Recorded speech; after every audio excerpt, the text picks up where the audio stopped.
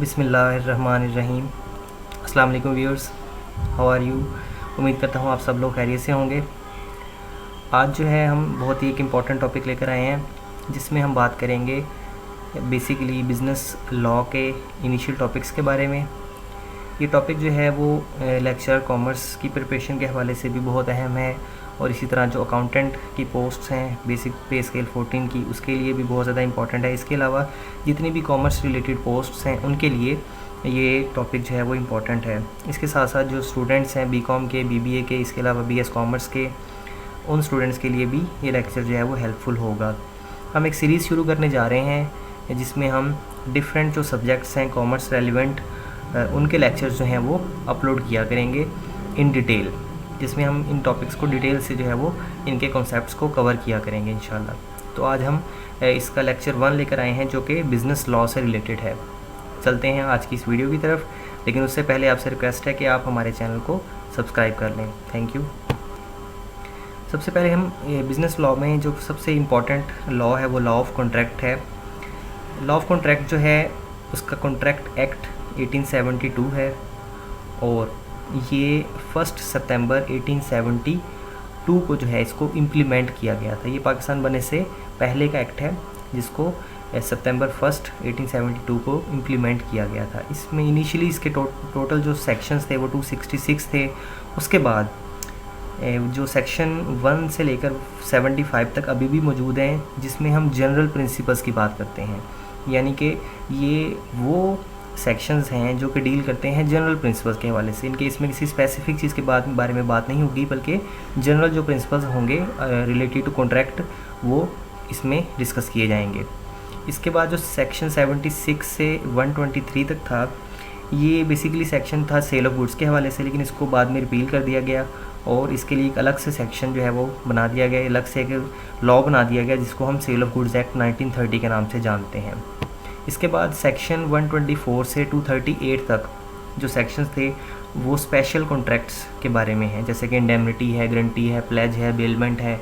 ये जो कॉन्ट्रैक्ट्स हैं इनके बारे में ये सेक्शन है। इसके अलावा सेक्शन 239 से 266 तक जो सेक्शंस हैं वो पार्टनरशिप के रेलिवेंट थे, इनको भी बाद में रिपील कर दिया गया और अब ये पार्टनरशिप एक्ट 1932 के नाम से हम इनको जानते हैं। ये तो बेसिक इंट्रोडक्शन था कि लॉ ऑफ कॉन्ट्रैक्ट जो है वो क्या था। अब हम चलते हैं असल पॉइंट की तरफ। सबसे पहले हम कॉन्ट्रैक्ट को समझने की कोशिश करते हैं कि कॉन्ट्रैक्ट क्या है। लेकिन सबसे पहले इसको हम एक इक्वेशन से समझेंगे। आप पहली लाइन में देख रहे हैं कि ऑफ़र या प्रपोज़ल प्लस एक्सेप्टेंस, यानी कि अगर आप किसी को कोई ऑफ़र करते हैं और आपकी वो ऑफ़र को कबूल कर लेता है, एक्सेप्ट कर लेता है, तो वो बनेगा प्रॉमिस। उसको हम नाम देंगे प्रॉमिस का। इसको हम डिटेल से भी डिस्कस करेंगे, जस्ट आपको पहले कॉन्ट्रैक्ट के बारे में समझाना है।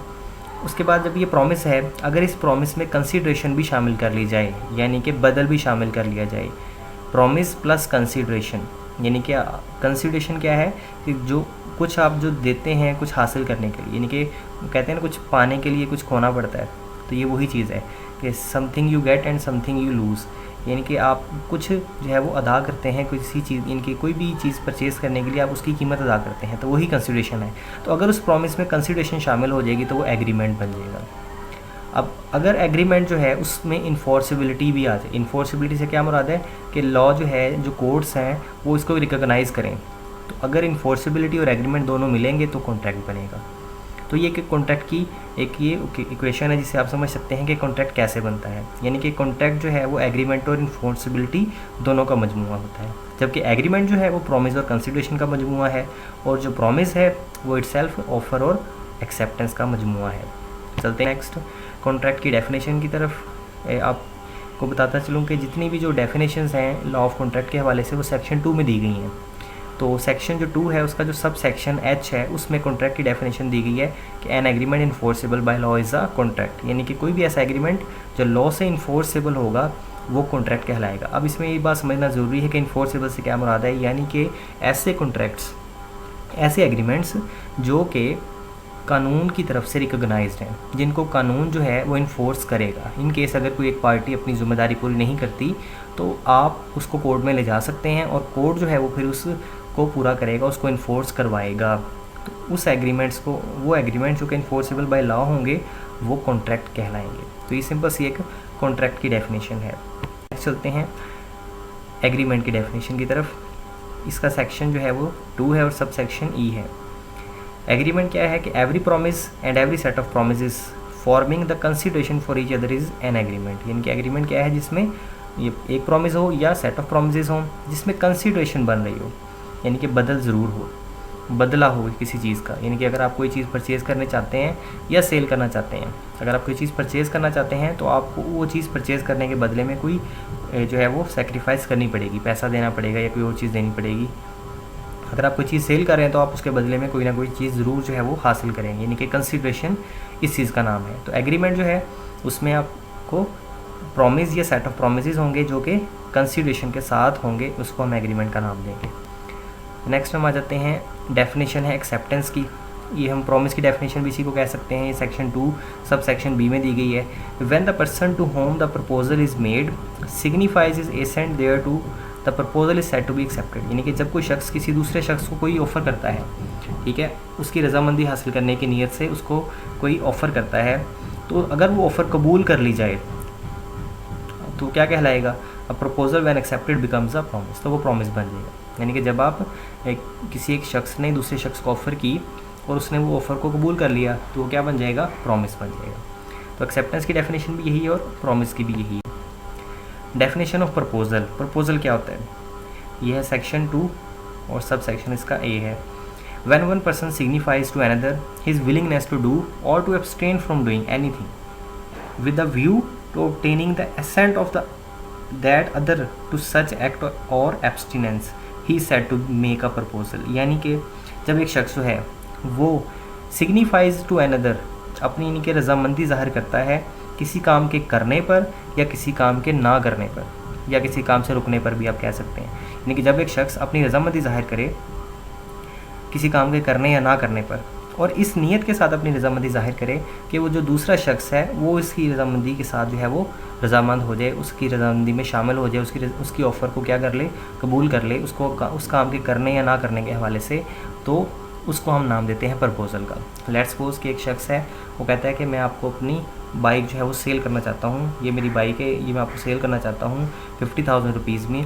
तो ये इस नीयत के साथ वो इसको ऑफ़र कर रहा है कि ये शख्स है वो मेरी बाइक को क्या कर ले, परचेज़ कर ले। तो वो क्या कर रहा है, प्रपोजल कर रहा है। अगर वो दूसरा शख्स एक्सेप्ट कर लेगा तो उसको हम कहेंगे कि वो एक्सेप्टेंस हो गई है और वो क्या बन जाता है, प्रॉमिस बन जाता है। अब इसमें क्योंकि 50,000 रुपीज़ जो हैं वो रकम शामिल होगी जो कि कंसिडरेशन बनेगा। एक शख्स को बाइक मिलेगी, दूसरे शख्स के लिए 50,000 रुपीज़ होंगे। तो एक शख्स के लिए कंसिडरेशन 50,000 रुपीज़ है और दूसरे शख्स के लिए कंसिडरेशन बाइक है। तो इस एग्रीमेंट यानी कि इस प्रॉमिस में वो कंसिडरेशन भी शामिल हो गई, तो ये आपका एग्रीमेंट बन जाएगा। और अब ये एग्रीमेंट, इसको अगर कानूनी शक्ल दे दी जाएगी तो ये एग्रीमेंट जो है वो इन्फोर्सेबल भी हो जाएगा और इसको फिर हम कॉन्ट्रैक्ट का नाम दे सकेंगे। टाइप्स ऑफ एग्रीमेंट्स की तरफ चलते हैं। 2 तरह के एग्रीमेंट्स होते हैं, एक सोशल एग्रीमेंट्स हैं और एक लीगल एग्रीमेंट्स हैं। हम जिस एग्रीमेंट की बात करेंगे, जिस एग्रीमेंट का हम जिक्र करेंगे, हम जिस चीज़ को लेकर चलेंगे वो होगा लीगल एग्रीमेंट। सोशल एग्रीमेंट ऐसे एग्रीमेंट्स होते हैं जो कि इन्फोर्सेबल बाय लॉ नहीं होते। लेट्स सपोज आपने किसी अपने फ्रेंड को जो है वो डिनर पर इनवाइट किया, लेकिन अगर वो आपके डिनर पर इनवाइट करने के बावजूद वो आपके डिनर पर नहीं आता तो आप उसके खिलाफ़ किसी कोर्ट ऑफ लॉ में अपील नहीं कर सकते, उसके खिलाफ़ जो है वो आप सू नहीं कर सकते उसको। तो ये सोशल एग्रीमेंट है, यानी कि ये इन्फोर्सेबल बाय लॉ नहीं है।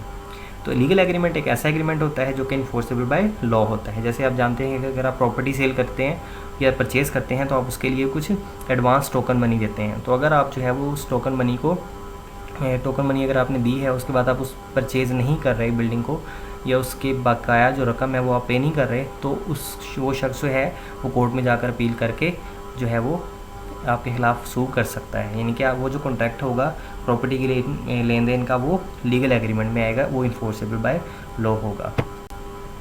आगे हम बात करेंगे एसेंशियल्स ऑफ वैलिड कॉन्ट्रैक्ट की। इसको हम डिटेल से डिस्कस करेंगे। कुछ स्टेटमेंट एक सिंपल सी मैंने यहाँ लिख दी है जो कि लॉ में मौजूद है कि when agreements are contracts, what agreements are contracts, कौन से एग्रीमेंट्स कॉन्ट्रैक्ट्स होते हैं। All agreements are contracts if they are made by free consent of parties competent to contract. उसके बाद कहता है for lawful consideration and with a lawful object and are not hereby expressly declare to be void. यानी कि इसमें इसने 5 से 6 जो हैं वो एसेंशियल्स हैं इसमें बता दिए हैं, जैसे कि फ्री कंसेंट है, पार्टीज जो हैं वो कंपिटेंट टू कॉन्ट्रैक्ट होनी चाहिए, लॉफुल कंसिडरेशन होना चाहिए, लॉफुल ऑब्जेक्ट होना चाहिए, और जो कॉन्ट्रैक्ट्स हैं वो नॉट एक्सप्रेसली डिक्लेयर्ड वॉइड इनके होने चाहिए। हम इसकी डिटेल तरफ चलते हैं। देखें इसमें एसेंशियल्स जो हैं वो टोटल 10 हैं। इनके इससे मुराद ये है कि अगर किसी भी कॉन्ट्रैक्ट में ये 10 शराइत होंगी तो ही कॉन्ट्रैक्ट वैलिड होगा। अगर इनमें से कोई भी एक शर्त पूरी नहीं होती तो कॉन्ट्रैक्ट जो है वैलिड नहीं होगा। सबसे पहली जो है वो ऑफ़र एंड एक्सेप्टेंस है, उसके बाद लीगल ऑब्लिगेशन है, लॉफुल कंसिडरेशन है, इसी तरह कैपेसिटी ऑफ पार्टीज़ है, फ्री कंसेंट है, लॉफुल ऑब्जेक्ट है, राइटिंग एंड रजिस्ट्रेशन है, सर्टेनिटी ऑफ टर्म्स है, पॉसिबिलिटी ऑफ परफॉर्मेंस है, and not expressly declared void है। ये basically essentials of valid contract हैं। यानी कि ये 10 चीज़ों का होना, जैसे कि अगर किसी कॉन्ट्रैक्ट में ऑफर एक्सेप्टेंस नहीं है तो वो जो कॉन्ट्रैक्ट वैलिड नहीं होगा। अगर लीगल ऑब्लिगेशन, अभी हमने बात की लीगल एग्रीमेंट की, तो लीगल एग्रीमेंट वही होगा जिसमें दोनों पार्टीज़ के ऊपर कोई ना कोई लीगल ऑब्लिगेशन होगी। तो अगर यानी कि जैसे मैंने आपको एग्जांपल दी थी डिनर की, अगर आप अपने दोस्त को जो है वो डिनर पर इनवाइट करते हैं तो इस एग्रीमेंट में या इस ऑफ़र में कोई जो है लीगल ऑब्लिगेशन शामिल नहीं है। तो वैलिड कॉन्ट्रैक्ट के होने के लिए ज़रूरी है कि लीगल ऑब्लिगेशन मौजूद हो। इसके साथ साथ हम देखते हैं लॉफुल कंसिडरेशन। लॉफुल कंसिडरेशन अभी हमने पढ़ा कि कंसिडरेशन बदल को कहते हैं, ठीक है। यानी कि इसमें एक लॉफुल कंसिडरेशन भी शामिल होना चाहिए, यानी कि बदल जो है वो इसका होना ज़रूरी है कि अगर आप कोई चीज़ परचेज़ कर रहे हैं तो उसके अगेंस्ट आप क्या पे कर रहे हैं, या अगर आप कोई चीज़ सेल कर रहे हैं तो उसके अगेंस्ट आपको क्या जो है वो रकम मिल रही है या क्या चीज़ जो है वो आप हासिल कर रहे हैं। कैपेसिटी ऑफ पार्टी से मुराद ये है कि जो पार्टीज़ हैं वो कंपिटेंट टू कॉन्ट्रैक्ट होनी चाहिए। यानी कि इसमें 3 चीज़ें जिक्र की गई हैं। एक तो माइनर नहीं होना चाहिए, ठीक है, एक पर्सन अनसाउंड माइंड नहीं होना चाहिए। इसी तरह थर्ड कि कोई ऐसा शख्स नहीं होना चाहिए जिसको कानून ने जो है वो कॉन्ट्रैक्ट में दाखिल होने से मना किया है। तो ये 3 तरह के लोग जो हैं वो कंपिटेंट टू कॉन्ट्रैक्ट नहीं हैं। इन तीनों के अलावा तमाम तर लोग जो हैं वो कंपिटेंट टू कॉन्ट्रैक्ट होंगे। इसके अलावा फ्री कंसेंट। फ्री कंसेंट से मुराद ये है कि अगर किसी शख्स को आप जो है कोर्जन से या मिस्टेक से या मिसरिप्रेजेंटेशन से या फ्रॉड से अगर आप उसको जो है वो कॉन्ट्रैक्ट में शामिल करना चाहते हैं तो इसका मतलब है कि उस शख्स की जो है वो कंसेंट फ्री नहीं है। तो फ्री कंसेंट तभी होगी जब कॉन्ट्रैक्ट के अंदर ये चीज़ें नहीं होंगी। इसके अलावा लॉफुल ऑब्जेक्ट, यानी कि जो मकसद है उस कॉन्ट्रैक्ट को करने का वो लॉफुल होना चाहिए। किसी को नुकसान पहुंचाना, किसी की प्रॉपर्टी को, किसी की जान को, किसी के माल को, किसी की इज़्ज़त को नुकसान पहुंचाने के हवाले से अगर आप कोई कॉन्ट्रैक्ट करते हैं या कोई भी ऐसा कॉन्ट्रैक्ट करते हैं जो लॉ मना करता है तो वो कॉन्ट्रैक्ट जो है वो किसी भी सूरत वैलिड नहीं होगा। यानी कि उसका मकसद जो है वो लॉफुल होना चाहिए। इसी तरह कुछ कॉन्ट्रैक्ट्स हैं जिनमें राइटिंग एंड रजिस्ट्रेशन का होना ज़रूरी है, जैसे प्रॉपर्टी के रेलिवेंट जो कॉन्ट्रैक्ट्स होते हैं, और भी इस तरह के जो इंपॉर्टेंट कॉन्ट्रैक्ट्स हैं जिसमें राइटिंग और रजिस्ट्रेशन ज़रूरी है। अगर आप वो नहीं करेंगे तो वो कॉन्ट्रैक्ट वैलिड नहीं होगा। उसके बाद certainty of terms. Certainty of terms से मुराद ये है कि आपने जब कॉन्ट्रैक्ट करना है तो उसमें जो टर्म्स एंड कंडीशन है वो सर्टेन होनी चाहिए। लेट्स सपोज आपके पास 2 बाइक्स हैं, आप एक अपने किसी दोस्त को या किसी शख्स को कहते हैं कि मैं आपको ये बाइक सेल करना चाहता हूँ और मैं आपको ये 50,000 की सेल करूँगा। अब इसमें ये क्लियर नहीं है कि आपने कौन सी बाइक सेल करनी है, यानी कि आपने उसको ये नहीं बताया कि कौन सी ये 70 आपने उसको सेल करनी है या 1 to 5 जो आपके पास है वो आपने सेल करना है, या ये होंडा कंपनी की बाइक सेल करनी है या सुजुकी कंपनी की बाइक सेल करनी है। यानी कि आपने जब भी कोई कॉन्ट्रैक्ट की टर्म्स लिखनी है उसमें स्पेसिफाई होना चाहिए हर चीज़ के बारे में, सर्टेन होना चाहिए हर चीज़ के बारे में, अमाउंट के बारे में सर्टेन होना चाहिए, उस प्रोडक्ट के बारे में सर्टेनिटी होनी चाहिए, उसकी परचेज़ सेल की डेट के बारे में सर्टेनिटी होनी चाहिए, पेमेंट्स के हवाले से तमाम चीज़ें सर्टेन होनी चाहिए। इसके अलावा नेक्स्ट है possibility of performance. Possibility of performance से मुराद ये है कि कोई ऐसा कॉन्ट्रैक्ट नहीं होना चाहिए जो कि जिसको परफॉर्म करना पॉसिबल ना हो। जैसे कि अगर आप इसमें एग्जांपल दी जाती है कि एक शख्स है वो कहता है कि मैं आप मुझे 10,000 रुपीज़ दें तो मैं आपको 1 मिनट में 500 किलोमीटर जो है वो भाग कर दिखाता हूँ। दिस इज़ इम्पॉसिबल, ठीक है ना। ह्यूमन जो है वो इसको ये इस काम करने की सलाहियत नहीं है, तो ये पॉसिबिलिटी इसको काम को करने की मौजूद नहीं है। तो अगर कोई काम ऐसा है जो कि इम्पॉसिबल टू परफॉर्म है तो वो वैलिड नहीं होगा। इसके अलावा नॉट एक्सप्रेसली डिक्लेयर्ड वॉइड, यानी कि ऐसा कॉन्ट्रैक्ट नहीं होना चाहिए जो कि एक्सप्रेसली डिक्लेयर्ड वॉइड हो, यानी कि जिसको कानून ने ऐलान कर दिया हो जिसके बारे में कि ये वॉइड है तो उस कॉन्ट्रैक्ट में आप शामिल नहीं हो सकते। यानी कि किसी को कारोबार से रोकने का कॉन्ट्रैक्ट, ये कानूनी जो है तौर पर ये मना है। किसी को कत्ल करने का कॉन्ट्रैक्ट, ये कानूनी तौर पर मना है, यानी कि कानून ने इसकी इजाज़त नहीं दी। तो इस तरह का कोई भी कॉन्ट्रैक्ट जो है वो आप इसमें नहीं कर सकते।